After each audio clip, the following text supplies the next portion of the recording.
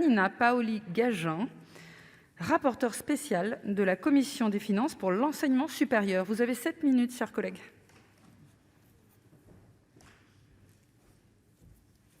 Bonjour.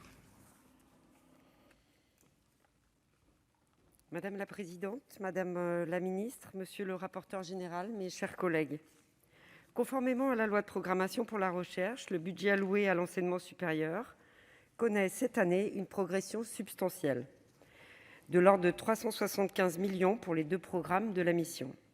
Cela représente une hausse de 2,3% contre 1,5% l'an passé. En 2021, les établissements d'enseignement supérieur bénéficieront ainsi de 242 millions d'euros supplémentaires, dont 164 pour la mise en œuvre des mesures issues de la loi de programmation pour la recherche. Ces crédits ont vocation à financer des revalorisations indemnitaires, des mesures statutaires, mais également la création de 385 emplois nouveaux. Le budget 2021 entend ainsi redonner des marges de manœuvre aux universités, jusqu'à présent confrontées à des tensions budgétaires très importantes. En effet, ces dernières années, vous le savez, Madame la Ministre, c'est à enveloppe constante que de nombreux établissements ont dû faire face, et je fais mise ici, au dynamisme de leur masse salariale, si bien que nombre d'entre eux ont été contraints de geler des postes ou de supprimer des emplois pour parvenir à équilibrer leur budget. Cette situation n'était pas tenable, alors que les universités devaient accueillir chaque année un nombre plus élevé d'étudiants. 2021 ne dérogera pas à cette règle, fort au contraire, la crise sanitaire ayant entraîné un taux de réussite particulièrement élevé au baccalauréat. Les établissements d'enseignement supérieur comptent ainsi près de 28 700 nouveaux étudiants, ce qui représente une hausse de 1,9% de la population étudiante contre 1% l'année dernière. Pour absorber ce flux exceptionnel, le budget 2021 prévoit la création de 20 000 places supplémentaires dans les universités, 10 000 au titre du plan étudiant et 10 000 au titre du plan de relance. Madame la ministre, les efforts déployés pour accueillir tous ces bacheliers sont bien évidemment louables. Sont-ils néanmoins suffisants pour éviter que, dans le contexte actuel, avec des cours en mode distanciel ou hybridé, nombre d'entre eux ne finissent par décrocher ? Ces tout jeunes étudiants, dont les débuts à l'université auront été particulièrement chamboulés, bénéficieront-ils cette année d'un accompagnement adéquat leur permettant de prendre leur marque à l'université ? Je note, en parallèle, que pour accueillir ces étudiants, le ministère a demandé aux établissements privés de faire un effort sans précédent, en contrepartie de quoi la subvention qui leur est versée progresse de 9 millions d'euros. Madame la ministre, je voudrais toutefois attirer votre attention sur le fait que cette augmentation, vous le savez, ne permettra pas de compenser le différentiel avec la dynamique des subventions au secteur public.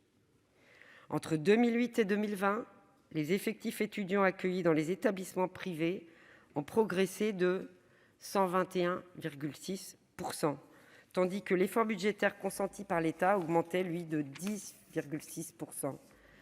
Vous voyez bien que mécaniquement, la part du soutien de l'État par étudiant a diminué de 48% sur la période. Le financement moyen d'un étudiant s'élève désormais à 11 500 € dans l'enseignement supérieur public, contre 588 dans l'enseignement privé. Au demeurant, certains doutes subsistent quant à l'affectation de ces 9 millions d'euros. Pourriez-vous confirmer, Madame la ministre, que ces millions seront bien fléchés vers les établissements et non vers la formation initiale des enseignants ?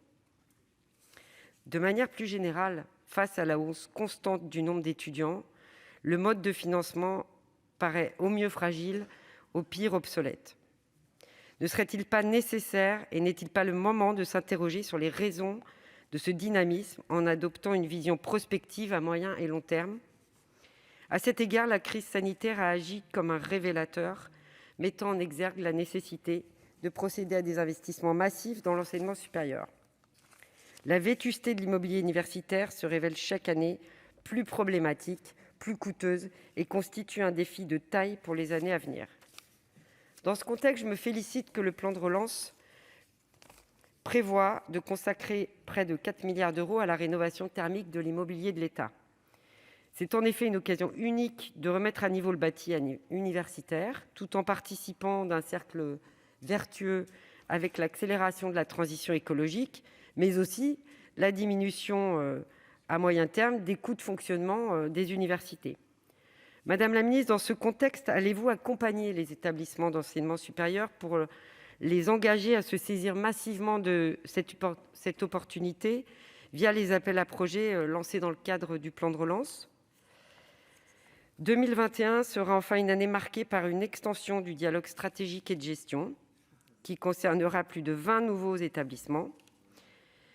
Ce dialogue sera également étendu à la répartition des hausses de crédits résultant de la loi de programmation pour la recherche et du plan de relance. Cette démarche, initialement vertueuse, s'accompagne toutefois, à mes yeux, d'une moindre lisibilité finalement des montants alloués à la mise en œuvre des politiques publiques, et cela rend beaucoup plus difficile pour nous le suivi des crédits. J'en viens maintenant aux crédits consacrés à la vie étudiante.